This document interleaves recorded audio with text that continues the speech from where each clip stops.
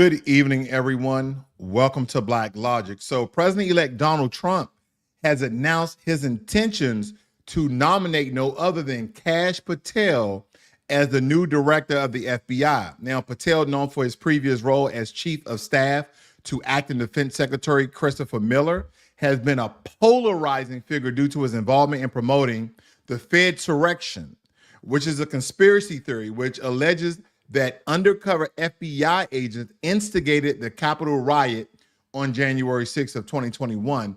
And there's been a lot of people coming out stating that, it was over 20-something FBI agents that were undercover during the Capitol 6 riots, and that's why a lot of the violence that was occurring. Now, I did hear Donald Trump, I believe it was either today or yesterday, speaking about Ashley Babbitt and that she should have never lost her life, and I agree with him to a certain degree.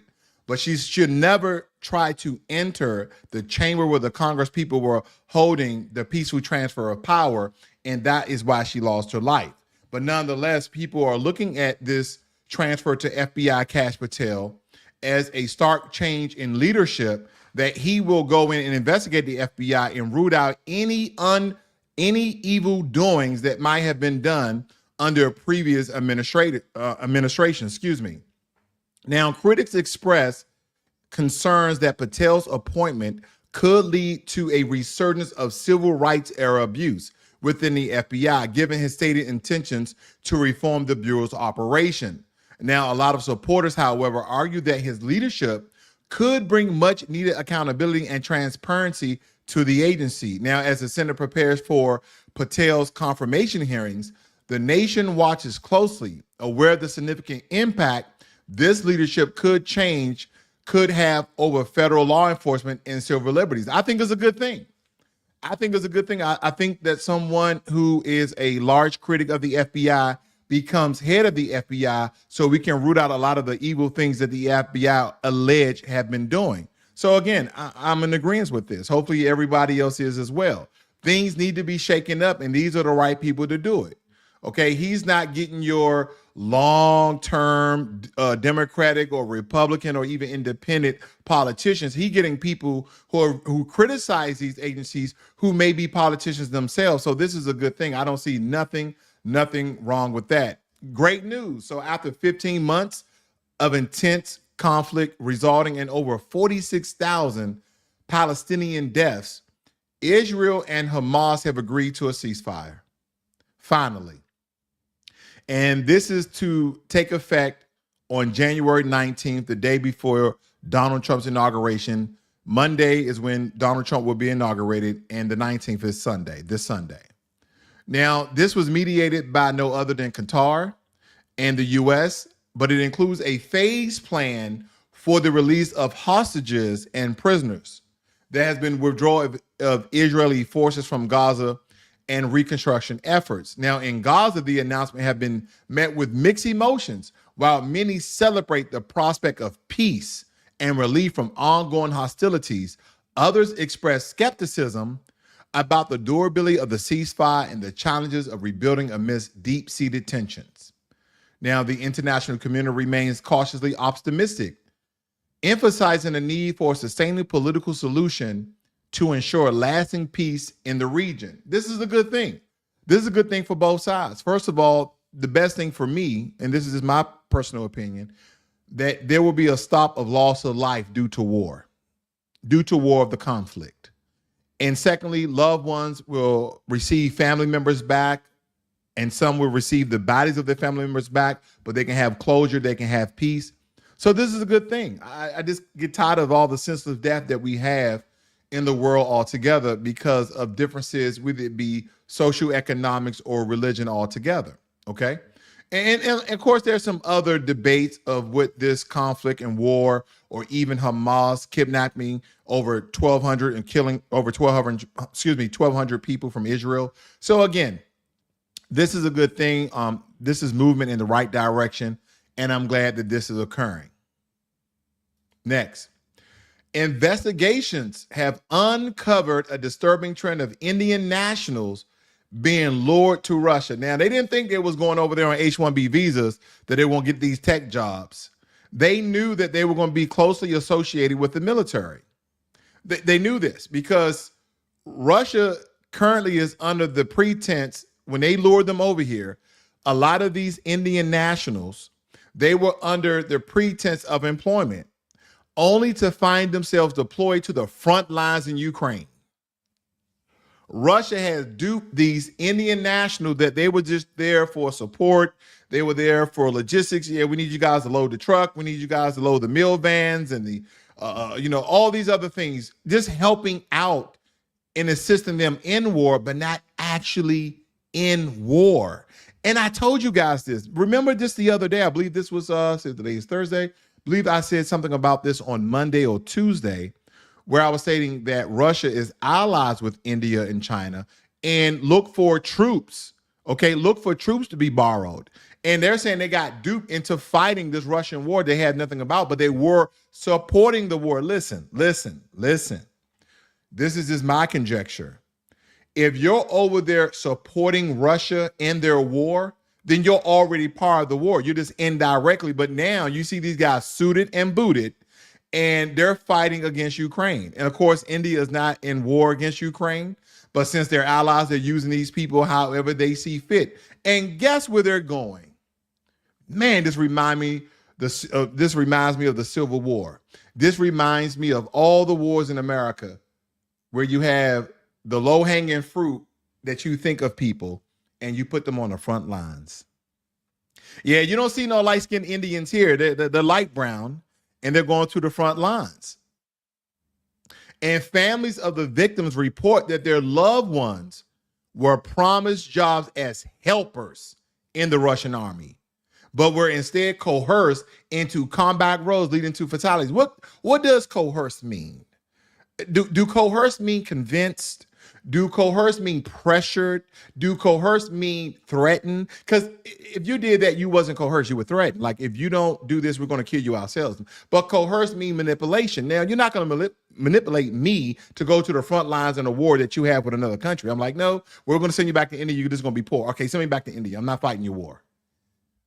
Now, this exploitation, it highlights the vulnerabilities that are faced by individuals seeking employment abroad and raises serious questions and concerns about human trafficking and forced conscription. Now, the Indian government is urged to take diplomatic action to protect its citizens and prevent further such tragedies. Now, first and foremost, I believe that the Indian president knew that this was going to occur. Again, my conjecture. Secondly, I believe that Vladimir Putin knew that they were going to do this. My conjecture. But I defer for another topic. But again, they got duped. They didn't think they were coming to America and taking these coding and AI software jobs. Nope. You go to Russia, you go to the front lines. Wow. That's unfortunate. Now, the U.S. Food and Drug Administration, also known as the FDA, has announced a ban on the use of red dye number 3. Come on, RFK. People are getting scared. It only took us 20 years because that's how long the information has been out. But you see all those other artificial flavors. You see red dye 3. Remember yellow 5? They said yellow 5 increases your chance of contracting cancer as well.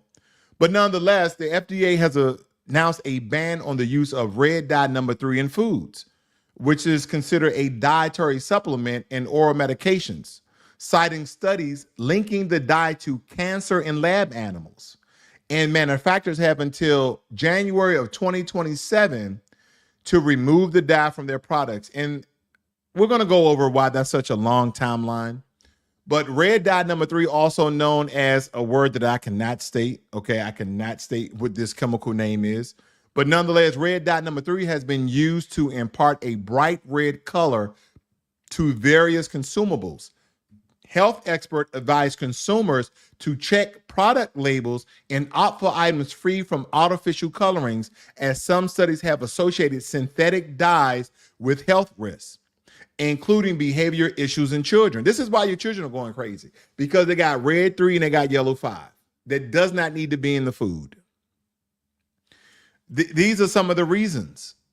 And again, we're getting closer to our food. And this is a very, very, very small step, but we're moving in the right direction. And again, I'm hoping that RFK gets confirmed because he has some very ambitious and bold statements about what he wants to do with our food. And I want to see it to come into fruition or at least attempt it. You know what? You get a B minus if you at least attempt it. And you get an A plus if you get things approved. Okay. Because again, there's a lot of poison in our food that does not belong in our food. And my son just was telling me this. My son just was telling me this a couple of minutes ago. He said, Dad, did you know that they put dye in the French fries to make the French fries look more yellow? And I was like, well, it doesn't surprise me, but I didn't know that. And I was telling him when I grew up, they used to put, and I don't know if they still do this today, they probably do, they wax the apples. You guys remember when they used to wax the apples to make the apples look very delicious? Those red apples was really shined up.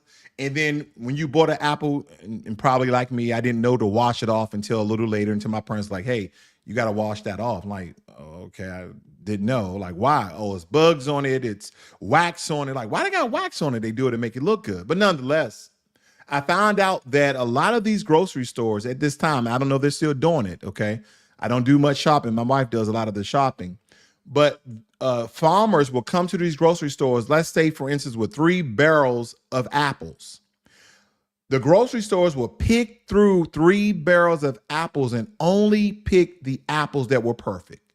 And then send the other 2 barrels, okay, that's with the ratio 1-3, but send the other 2 barrels of apples back just so they can shine them up and sell it to us.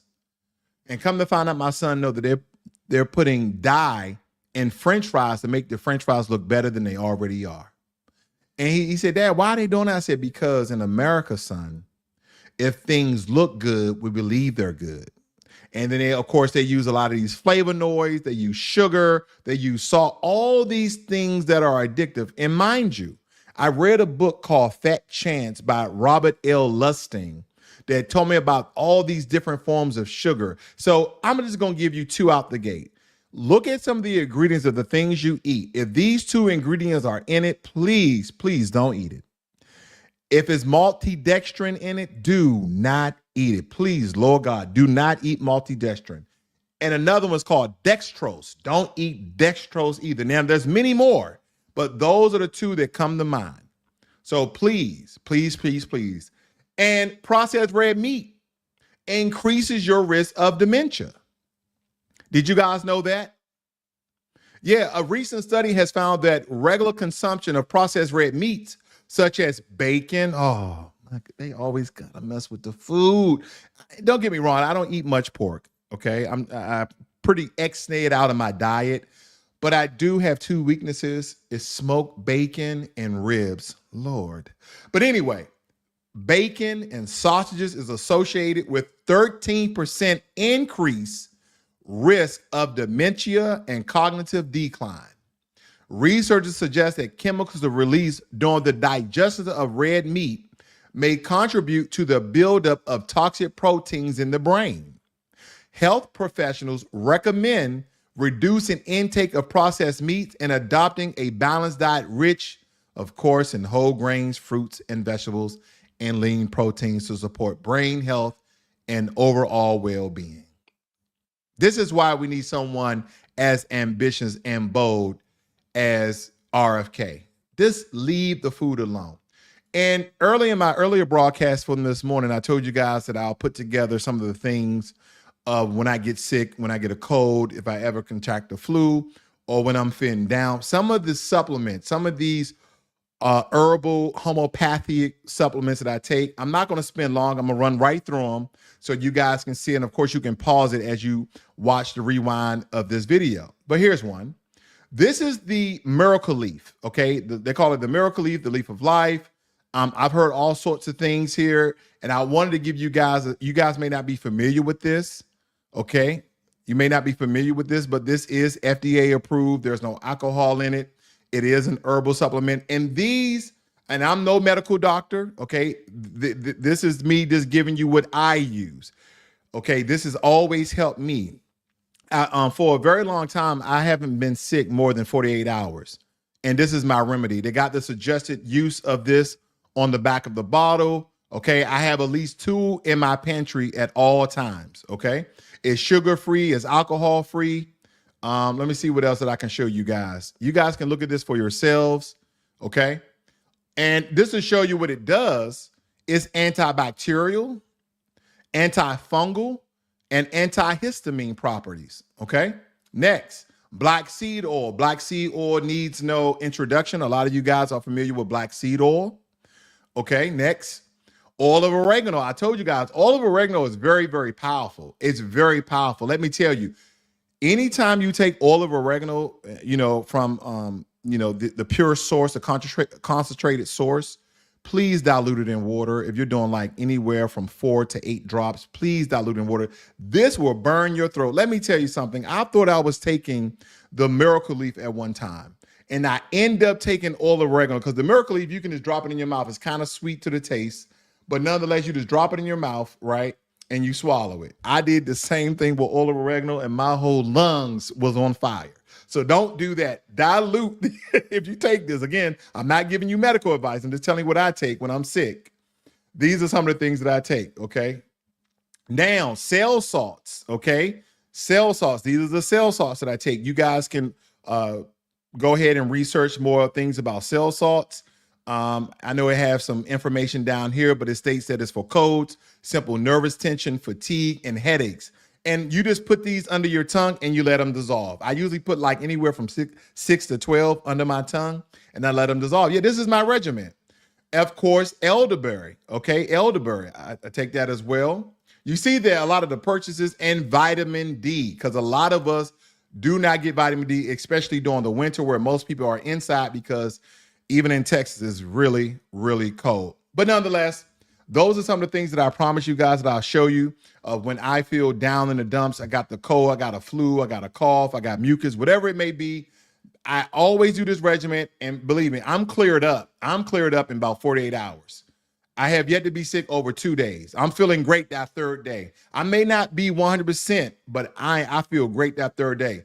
Oh, you know what? I'll give you guys a bonus one. Can I give you guys a bonus one? I don't have it up. But I'll tell you this. People always say, hey, you're this age. How do you look that young? How's your skin free of blemishes? Because I spray 100% organic aloe vera on my face. Can I show you guys that very quick? Let me take this off the screen because I'm going to go to my my cart here. I didn't think I was going to show you guys, but nonetheless, I'll show you. Let's see. I'm going to show you the exact brand that I use. This is me. I'm not being sponsored for this. I'm just showing you the things that I use so you guys know, okay? This is the one that I use. And you see, I purchased this last year, and I sprayed this 2 or 3 times on my face each and every day after I wash it, okay? And this is what I use. It's been working great. It's been working absolutely great. 99.75 organic aloe vera spray, okay? Clears up bumps, blemishes. If you got acne, if you have psoriasis, what's the other one? If you have sauce with an E, because I have it. Eczema. Thank you. I have eczema, and that clears it right up. I don't have bad eczema, but nonetheless, that works good as well. Okay, let's get back on it because Jeff Bezos, he's trying to top Elon Musk here, guys. Blue Origin has successfully launched its New Glenn rocket into orbit, making a very significant achievement for the private aerospace company. I mean, the mission demonstrated the rocket's reusability, with the first stage booster returning and landing safely. I told you guys, this whole space race against independent companies in America is going to push innovation, and is going to push advancement in technology. Because now Jeff Bezos has returned to rocket. I'm just calling that. That's what I'm calling it. Return to base, return to home, because again, these boosters are returning and landing safely. This is remarkable. I love it. I love it. I love the fact that we are thinking about even recycling, which once used to fall into the ocean, which again polluted the ocean with jet fuel and rocket fuel and kill all sorts of aquatic and marine animals just for us to go to space. Now it's returning to the landing, to his land base safely. This is great. He's like, come on, Elon Musk. I know you did it before, but I'm gonna do it. I'm gonna do it better. Shout out goes out to Jeff Bezos on this innovation and his new advancement in technology. especially for Blue Origin, not for SpaceX, because SpaceX has already done it, but they have had some mishaps. But Blue Origin is like, as a formidable competitor in the space industry, which challenges Elon Musk SpaceX, both companies securing major contracts with NASA. The race to advance space exploration and commercial space flights intensifies. I love it. I love it. Now, can any of these rockets, boosters, whatever, can you guys go warp speed? Because we're trying to get to some of these other planets that take us hundreds of light years to get to. We just want to know if water is on those other planets. We're not just looking for water. We're looking for resources. And most importantly, we're trying to see if there's extraterrestrial or alien life forms out there. Okay, that's what we're really racing for. Don't just think people just going to space to start these colonies. They're looking for life. They're looking for life. Now, I don't know if you guys are investors. I invest on a couple of platforms, but I just found out, because I had to look for it, my XRP is on Uphold. But nonetheless, XRP has experienced a significant surge, reaching an all-time high of $3.02. The increase is attributed to investors' optimism surrounding Ripple Labs' ongoing legal battle with Securities and Exchange Commission, and you guys know that's the SEC, and some of the potential regulatory shifts with the incoming administration. But yeah, I have Ripple, I have Bitcoin, I have Dogecoin, I have Shinyu Coin. Hopefully one of these days I'll be rich. Hopefully one of these days I'll be a millionaire. Because listen, I don't want anything special, and I think every man and woman, you have a special vehicle out there for you. I just want a Corvette. I want a hard top convertible Corvette, and I want to pay it for it in cash. I just want to own it outright. I don't want to finance it. No. So come on, Ripple. Come on, Dogecoin. My money makes money. You guys remember that. For you guys who've been around since, Ross World, Financial Literacy 101, now Black Logic, you guys know exactly what I mean with my money makes money. But yeah, XRP is holding at $3. As I told you before, I got a couple of hundred of XRP on Ripple. I probably need to buy more because they're expecting XRP to rise to $10 per coin. Yeah, I might want to go ahead and buy me an extra 300 to 500. Okay, tell my wife that we can't buy almond milk. We have to go 2%. I'm just kidding. No one's going to drink that trash. You have all that hog spitting and mucus. I digress. I digress. But nonetheless, you guys know exactly what I'm referring to. Now, you guys are familiar with good old Joe, what he's been up to lately. And for some reason, I cannot get back what Joe Biden was talking about. Okay, they're just kind of flapping their gums. But I had the report of Joe Biden. Okay, I had the report of Joe Biden. Let me see if I can get that clip up for you guys. Here it is. Let me play this clip for you guys of what Joe Biden was stating about this. We need to amend the Constitution to make clear that no president is immune from crimes that he or she commits while in office. In the years ahead, it'll help to be, it's going to be up to the president, the presidency, the Congress, the courts, the free press, and the American people to confront these powerful forces. We must reform the tax code, not by giving the biggest tax cuts to billionaires, but by making them begin to pay their fair share. We need to get dark money. That's that hidden funding behind too many campaigns contributions. We need to get it out of our politics. Was he talking about Kamala? Because don't forget, I don't think he's friends with Kamala at all. Is he talking about that dark money that's hidden behind campaign contribution? Is he talking about Stacey Abrams? Did you guys hear that about Stacey Abrams as well? They're ordering her, I believe, to pay back $300,000. So again, Joe Biden is doing a lot. And again, his last day is Sunday. Or is it technically Monday until President Trump-elect is sworn into office? So again, yeah, his last day officially is Sunday. On Monday, President Trump gets inaugurated. He gets, he gets inaugurated, become the next president, 47th president.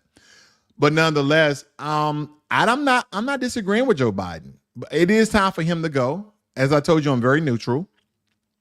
but it's time for him to go. But he's speaking the truth. The tax code needed to be reformed a very long time ago, Joe. And here's what I hate about presidents or secretaries of this and secretaries of that, or politicians that are in position to make change. You know what I hate the most, guys? I just hate that you have the power and position and resources to change it, and you never do. And you never do. And some people are like, oh, well, you know, it has to go through the Senate, got to go through the House. You know, there's a legislative process that doesn't have to go through, Black Logic. You're right.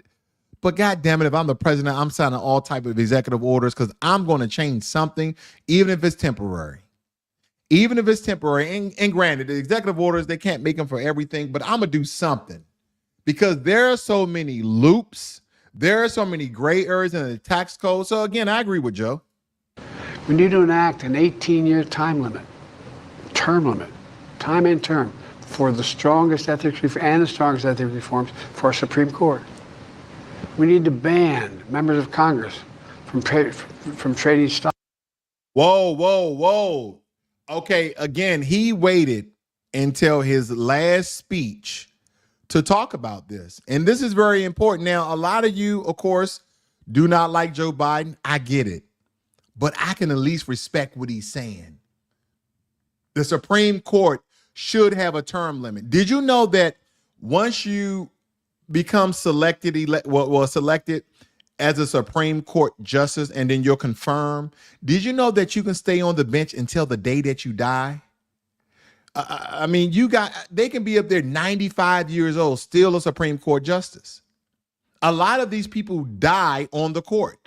He said it should be 18 years. I don't know where he's getting 18 years from. It could be 20 or 15, whatever. But I'm agree with him. And then this next bit he's about to state, I've been saying this for at least 3 years, okay, because they have been cheating. And I've said this to a buddy of mine. I said, how is it that all these politicians are millionaires? First of all, they get elected. 3 years later, they're all millionaires. How? Let me tell. Good old Joe's going to tell us how. From trading stock while they're in the Congress. We need to amend the Constitution to make clear that because they're trading stocks while they're in Congress. Well, when IPOs for stocks are released, where do those stocks go? They go through all these federal jurisdictions like the SEC and the FITC and the FTIC. They go through all these different federal agencies, and who's in charge of them? Who oversees them? Congressmen, senators. And this is why they can take their measly $80,000 or $150,000 that they receive from being a public servant each and every year in 100 times the amount that they're making. Think about that. They're investing and they're making $100,000 a month off their investments because they're getting the information before the public. Wow. No president is immune from crimes that he or she commits while in office. The president's power is not limited. It's not absolute. Was that a shot at Donald Trump? Now, again, I'm no friend of Joe Biden. I'm no friend of Donald Trump. I just want the truth. But I agree. America, what the Constitution was built on, no one is above the law, not even the president. And I'm not alluding that if someone's guilty or not guilty, but I agree with what he's saying. No one is above the law. There should be no presidential immunity, okay? And some people believe that president should be immunity. That means that I want you guys to make it personal. And again, I've always been known for my outlandish examples, so I'm going to give you one. If President Joe Biden, okay, this is hypothetical. He's not going to do this. I don't believe he's going to do this. Came into your house and machine gun your entire family, and he was totally exonerated, and he has total immunity because he's the president. Now, I know some of you are going to say, well, that's what the police do now, and they get off. So again, no one is above the law. Absolutely. And it shouldn't be. All right. I can't agree with good old Joe more than what he's already stated. I believe that was very, very powerful. That was very, very powerful. Okay. So, man, because basically what Joe Biden is doing, he's stating And what he's doing, he's called for what they call a constitutional amendment to ensure that any sitting president has limited immunity from prosecution. That's what it is. They have limited immunity from prosecution. And the proposal has sparked debate across a lot of the party lines, with opponents labeling it a political maneuver that's going on right now as Donald Trump is scheduled to take office here on Monday. Now, Ravik Ramaswamy, a lot of rumors was going out that he was going to run for Ohio governor, but that is untrue. What he's doing is possibly running for the Senate seat that J.D. Vance left empty because he's going to be the vice president of the United States. So Ravik Ramaswamy may be running for the Senate seat in Ohio. And guess what? Donald Trump backed him. Donald Trump backed him. He said, I think this is a good idea. I think this is good for America. And I've heard Ravik Ramaswamy. I heard a lot of his ideas. I like some of his ideas. Some of his ideas I do not like. But nonetheless, I like a lot of his ideas. And I think he may be a good fit. And he has the backing of Donald Trump. So that give him some clout. Okay. That give him some clout. So he may make it there. Lastly, I forgot to tell you guys this story. I think 2 days I was supposed to put this story out. So please forgive me. But did you guys know that the UK and the US are kind of in this chokehold about this island Chagos? Yeah, this is over there by Mauritius. You know, Mauritius is in Africa, but it's an island off of Africa. But it states here that President-elect Donald Trump will be consulted on the UK's deal to hand over Chagos Island, where there's a joint US-UK military base to Mauritius. And the UK announced in October it will cede sovereignty over this Indian Ocean island, but maintain control of the base on the largest island. Again, you know, the UK is probably one of the first countries that truly ruled the world. But they said they're going to seize sovereignty. Now, when they seize sovereignty, is this going to make this an independent island, or this is going to become a American territory? An American territory off the coast of Mauritius? Or is Mauritius going to take hold or take claim to this island? Again, look at this island right here. This is a crazy wild island, but nonetheless, it has natural resources. It looks very intriguing. I would visit it. I don't know where, again, I probably have to look at Google Maps to see if it's habitable, but I believe that it is. But again, I wanted to let you guys know that as well. Of course, we're claiming fame to a lot of things that we put our dollar to. So the UK say they're ceding power, they're ceding sovereignty. They're giving up. They may relinquish the power back to Mauritius or to Africa, or to an African country rather. Or could this be in American territory? But nonetheless, I thank you guys for joining me here this evening. If you're new to Black Logic, please hit that subscribe button. You guys have a great and wonderful night. This is Black Logic.